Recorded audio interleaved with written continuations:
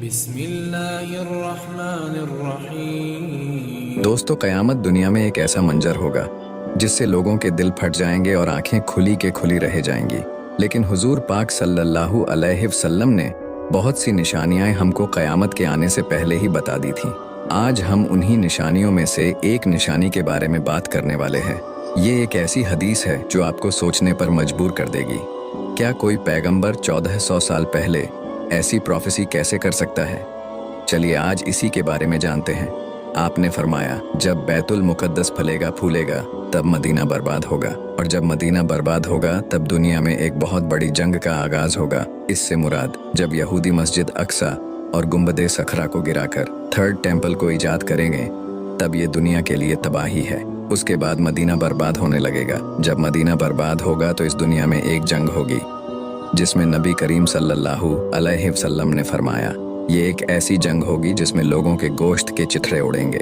ये जंग 80 European countries और मुसलमानों के बीच मुल्क शाम के अमाकंस और दाबिक नाम की जगह पर लड़ी जाएगी। सीरिया में आज भी ये जगह मौजूद है जो सिर्फ दूर दूर तक एक खाली मैदान है।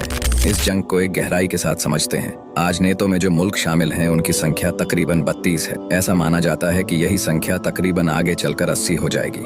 नेतो के हर एक देश के पास 12,000 की फौज होगी जो कुल मिलाकर 10 लाख लोगों का लश्कर बनता है।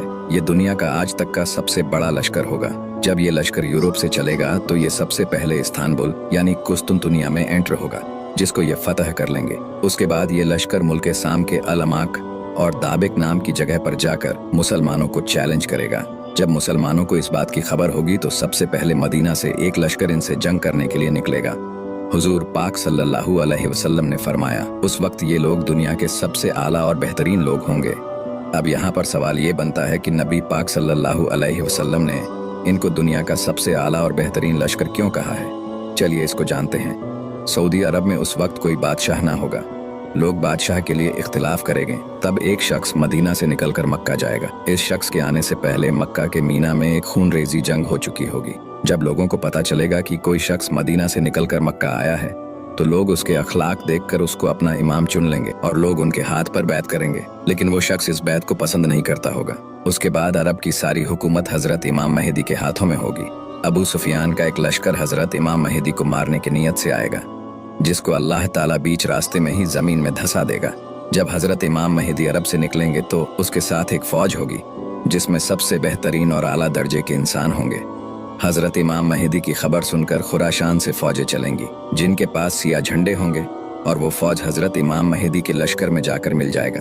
उसके बाद मुसलमान फौज के 3 हिस्से होंगे। एक हिस्सा वो होगा जो सामने वाले लश्कर को देखकर अपने सारे हथियार सामने वाले लश्कर के आगे डाल देगा और उन्हीं में जाकर मिल जाएगा। आपने फरमाया, ये दुनिया के अब तक के सबसे बदतरीन लोग होंगे। उसके बाद मुसलमान फौज का एक लश्कर शहीद हो जाएगा। आपने फरमाया, ये दुनिया में अब तक के सबसे बेहतरीन शहीद होंगे। अब मुसलमान फौज का सिर्फ एक लश्कर बाकी होगा जिनको अल्लाह ताला फतेह देगा। उसके बाद ये लश्कर दोबारा से कुस्तुनतुनिया को फतह करेगा। जब ये लश्कर कुस्तुनतुनिया को फतह कर चुका होगा तब शैतान आवाज लगाएगा, तुम यहाँ जंग कर रहे हो, उधर दज्जाल तुम्हारे घरों में दाखिल हो चुका है। लेकिन ये बात उस वक्त झूठी होगी। उसके बाद ये लश्कर वापस अपने जगह पर लौट रहा होगा तो मुल्क शाम में दज्जाल सचमुच इनका रास्ता घेर लेगा और अब एंट्री होगी हजरत ईसा इब्ने मरियम की।